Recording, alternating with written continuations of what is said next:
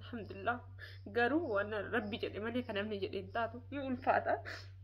Assalamu alaikum warahmatullahi wabarakatuhu. Hordoftoota fi kabajamtoota Roza Tube hundi keessanuu nagaan kiyya qilleensarraan kan onnarraa madde sinaa goosiniin jecha osoo amantii fi kutaa hin jenne akkasuma ijoollee amantii biraallee Aishamaa harka fuudhee isiniin jecha hordoftoota fi kabajamtoota kiyyaa hundi keessanuu hedduu sin jaaladha, hedduu takkaan isin kabaja. Bakkuma jirtanitti qillee nagaan koo qilleensarra balali'ee sinaa goosiniin jecha akkasii hordoftoota fi kabajamtoota kiyyaa kaleef piraankii isin godheetiin jira. Dhiifama guddaan godha wallahi laazim dhiifama guddaan irraa ta'a. Hordoftoota fi kabajamtoota kiyyaa silaa isiniin godhu yoo ture hundaafuu dhiifama guddaan irraa ta'a. Wallahi natti yoo mufattan ta'e dhiifama guddaan irraa ta'a isiniin jedha. Hordoftoota fi kabajamtoota kiyyaa dhugaadha namni tokko gaarii miti rifan namni namatti rifatuun gaarii miti wallahi nama rifannota irraa osoo waa dalagu gattaa jettanii koomentii na barreessitantu jira. Roza lamuu deebinee sin laallu bakka nu rifachiste warri naan jettanii anis isin malee eenyuun qaba isinumaan qaba isinittiin buhaaraa koomentii keessanittiin buhaaraa yeroo isin koomentii naa keettaniitiin bakka akkasitti bakka ni jiraami amma qara goran arabsufa aaru ture amma inuu hin aaru koomentii masaniifu jalatti deddeebisuuf eegalee jechuudha. Kanaafuu hordoftoota fi kabajamtoota kiyyaa wallahi dhiifama guddaan irraa ta'a. Dhiifama rabbi jecha naliisa dhalamoo piraankii isin hin godhu isin hin rifachiisu bakka ni jiraami kale itti yaada jechuudha. Ingitti bakka hordoftoota kiyyaa akkamittiin piraankii godhu isaan kan akkamittiin piraankii godhu qaba dirqama piraankii godhu qaba miti akkamittiin godhamee akkamatti yaada jee hin rafni yoo isin hin jee dhugaa setani dhugaa wallahi hin rafni bakka maaliif piraankii isin godhuuf itti yaadu kanas fuudhee achi as fidee mi'oo maal je'een piraankii ta'an yeroo keessan na jaallattan hedduu takka argee jira. Wallahi hedduu takka keessan na jaallattan baay'ee takka argeetiin hin jira. Haaduu inni juusi bismillah.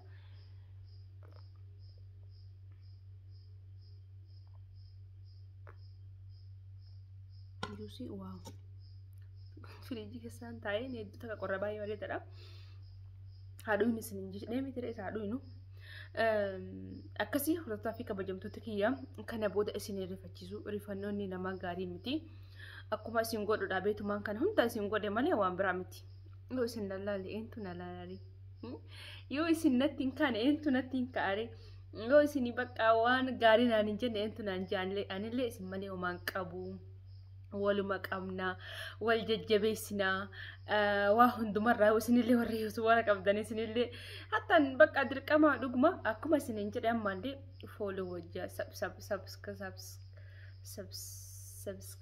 subscribe wal godha subscribe wal godha isin hin jedha. TikTok kun dhaabbachuu danda'a warri wallahi iddoo hedduu nimtu sirriidha. TikTok warri abdattan fa'aa yoo jiraatan TikTok kun dhaabbachuu ni danda'a. YouTube hedduu takka bareedaadha. Keessattuu Ramadana keessa akkuma duraan isin hin baay'ee takka namaaf herrega. Akkasii hordoftoota fi kabajamtoota kiyyaa baay'ee isin jaalladha baay'ee isin kabaja amma ammoottiyyuu waan hin juusii na qabbaneessu juusii akkasitti daakkadhee wanti hin dhufeef alan jiru silaafu manumatti hin dalagadhee mana jira arkuu jirtanii hordoftoota fi kabajamtoota kiyyaa. Rabbi jaalatti natti sin ka'ina natti sin aarina. Warri piraankii jettan namni piraankii wal godhu hin jiru hoo piraankii illee taate dhuma isaanuma harkisanii jedhee yaada. Osoo piraankii wanna kana isinumatti itti nanaqee illee isinumatti akkas godhe illee naan jee deebi'an amma harkitan yaa obboleetti.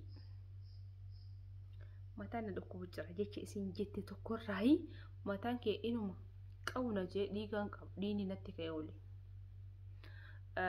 Sammuun tiyyaa akka duraanii miti dhugaa wallahi hordoftoota fi kabajamtoota kiyyaa jireenyi kiyya keessa akkuma isin hin jee waa baay'een dabarsee akkasumattuu dabarsee alhamdulillah rabbiin kiyya galanni haa ga'u. Rabbiin akka namaa miti. Rabbiin arkitanii ilmeeti yasnaa hannee narraa fudhate ani dhugu wallahi ittiin gammadaa ittiin buhaaraa kophaa hin taa'u sa'a kana silaa kophaa hin taa'u ture akkasii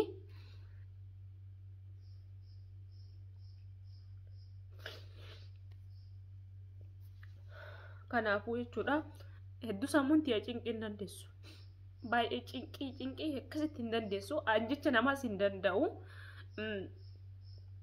Maaliif isin hin jedha beektanii sammuun tiyyaa hedduu dhiigan qabas ani wanta akka argee isin amma maa deebistan jettanii anni naara dhiifa manallee narraa ta'a. Qooda rabbiitii sirriidha namni kun osoo wal bira jiraate osoo addaan fagaatu baate isa maasaan na wajjinuu ta'anii akkasi ilmeen waa hundaa caalti rabbiin irraa fudhate hiqqidii hedduu takkan qaqqabe karoorfamee wallahi gaarii miti karoorsa gaafa tokko waan takka karoorsiteen karoora san rabbiin kun aan akkanaan godha akkam goota isiniin jaa. Kanaafuu hordofaa fi kabajamtoota kiyyaa du'aa godha wallahi maaliif jireenya kophaa baay'ee ulfaata du'aa godha. Inshallah akka abbaa manaa kiyyaa dhufe jedhu inshallah jiru wanti jaaguun xiqqishoodha namni addaan fagaatuunis bareedaa miti anamma sammuun jecha nama takka hin danda'u wallahi hedduu na cinqamti ana amma kana kuulanisii fi sodaa kee boo'e osoo hin ta'ini kophummaa kiyya na dhagahame kophaa taa'uu kiyya jireenyi kiyya guutuu kophaan dabarse kophummaa kiyya natti dhagahame akkas boo'e malee jecha ati naan jettu na dhukkubaana jecha ati jechi isin naan jettuuf hordofaa fi kabajamtoota kiyya maaliif isin hin jedha beektanii osoo waa'ee kuula ittiin kutini gaafan ulfa ture sanii wallahi hedduu takka gammachuu takkan qaba gammachuu kana hin jenne qaba alhamdulillah bakka gaafan daa'imni tiyya garaa keessatti sosochootu hin sosochoone hin rafu gaafa san maal taate hin jee yaadaa ture garaa kiyya keessatti.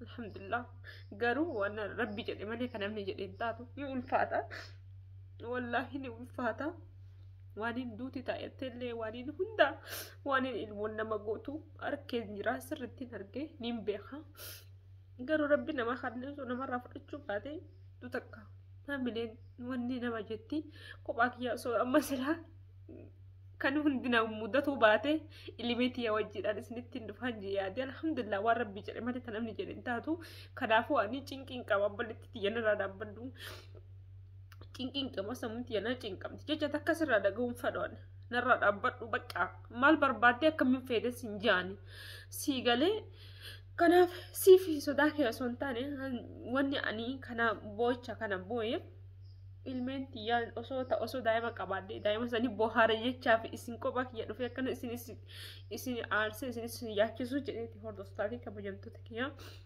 gaafaan akkana isin wajjin taa'eetiin isin haasoo kan hedduu takka kommentii keessan gaafan dubbisu sammuun tunnaa buqatti dhugaa wallahi laazim nama hin qabu namni namatti hin dhaqu namni wanni hin jedhu namni natti hin dhufu namaaniyyuu hedduu waliin beeku anasirra isin warra isin beeku kana malee jechuudha maatii kiyya bira hin jiru maatii abbii bira hin jiru akkasii hordofaa fi kabajamtoota kiyyaa kanumaaf hin baqqanii jirani wanti takka nama dhagahamaa jireenya addunyaa kana keessatti kophaa dabarsuun baay'ee ulfaata bakka kanumaaf akkasii wanni jechi kuulaniin naan jette ani hedduu takka sammuun na dhukkubdi gaafa miila kiyya jalatti jette yaa obboleettii tiyya miila kan kee jalatti kufuun kufee dhiifama si gaafadhaan ati rabbii wallahi rabbii miti kan miila kan kee jala kufee dhiifama si gaafadhuuf rabbiidha ka salaataniif ka rabbiidha ka kadhataniif maasiyaa dabarte hundaa yaa rabbii kiyya naadhiisi ka jedhanii rabbiin kadhatan malee ilma nama akka kiyyaa miila jalatti kufee hin kadhadhuun nama akka kiyyaa miila jalatti kufee hin kadhadhuun si video kiyya ilaa dhumaa waa dhaggeeffatti rabbii jecha naadhiisi siin jedhee si kadhadheetiin hin jira afuu hin ilaa siin jedheetiin hin jira dhiifama siin godhu wallahi miila kiyya jalatti fuftee maaliidha deebistee ammallee maal jettee na uffatuma uffattuu sin dabarsiise dhugaadhaa ka'anii intala baadiyyaati intala magaalaati sirraa barachuun dhimma danda'amaa miti reema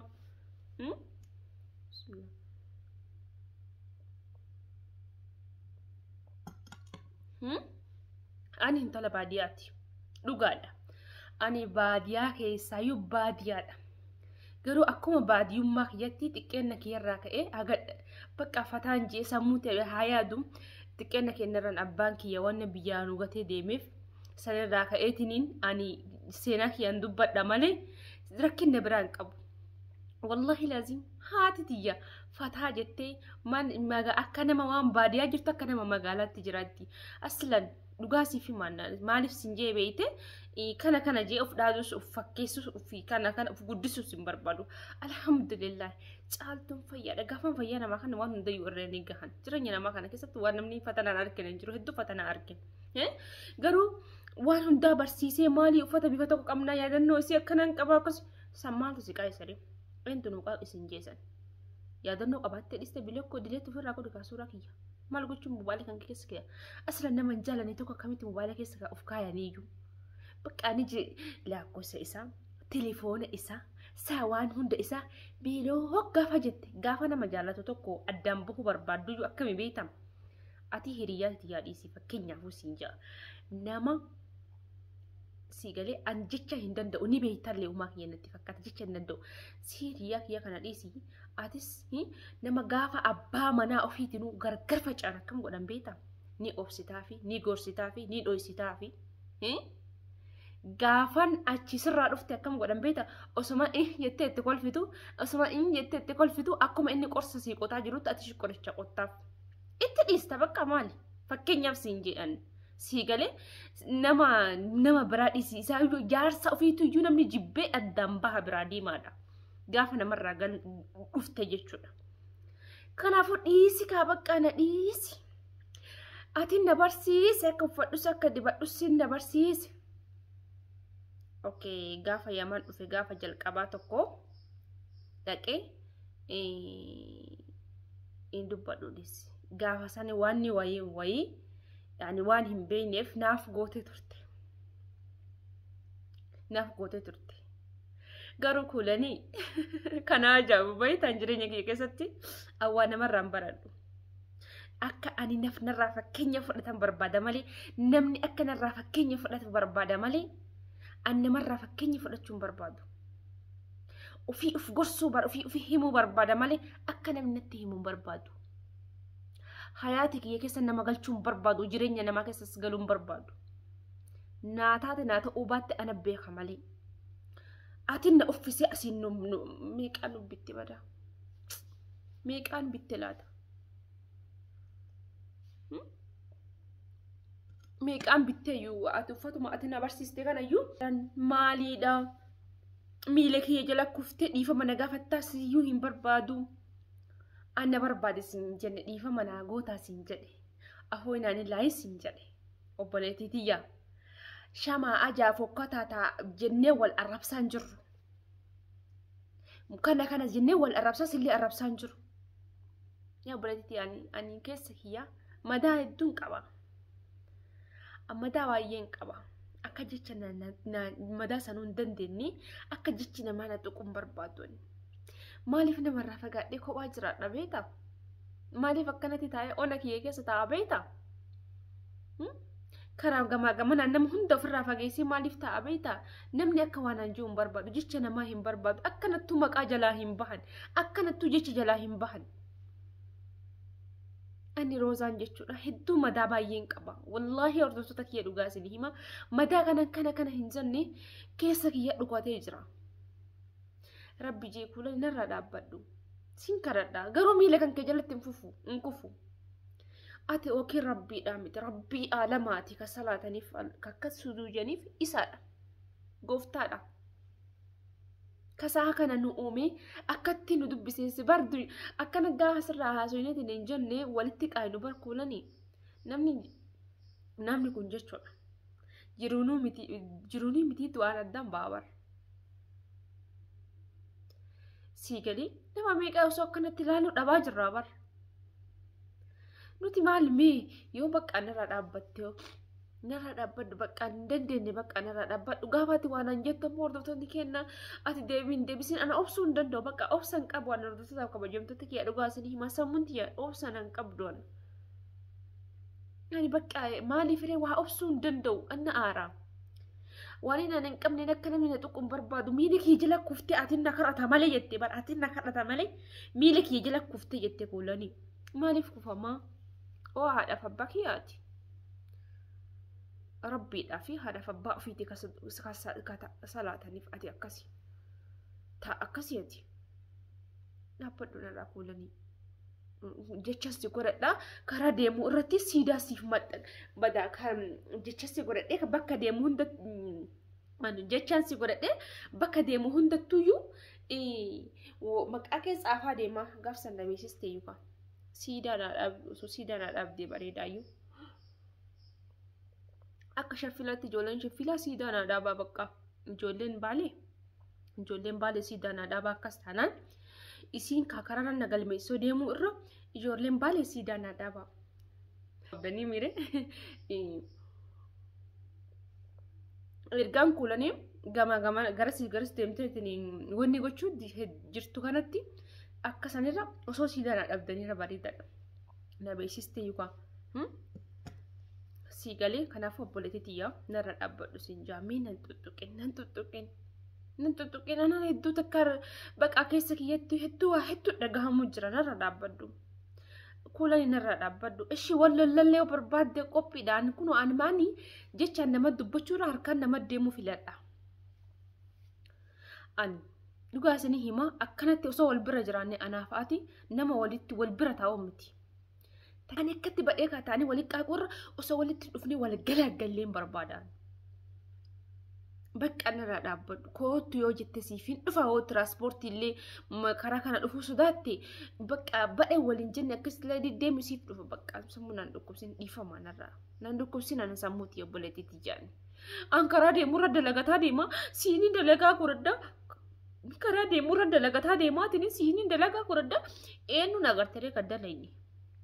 Eenyu nagartee kan dalayni. Sirriidhaatu hojii qabaachuu dandeessa. Hojii mataa keetii qabaachuu maashaallah si boonsa. Namni dalagatu abbaa fedhe caala ofitti horree ofitti boonee bula harka namaa jala hin qabatu. Fataa jedhee jiraadhu dalagadhu. Rabbi siif haa baasu waan yoo tante hin qabu. Garuu narraa gadi bu'e obboleettiiti. Dhiifama wajjin narraa gadi bu'e isin jedha. Assalamu alaikum warahmatullahi wabarakatuh.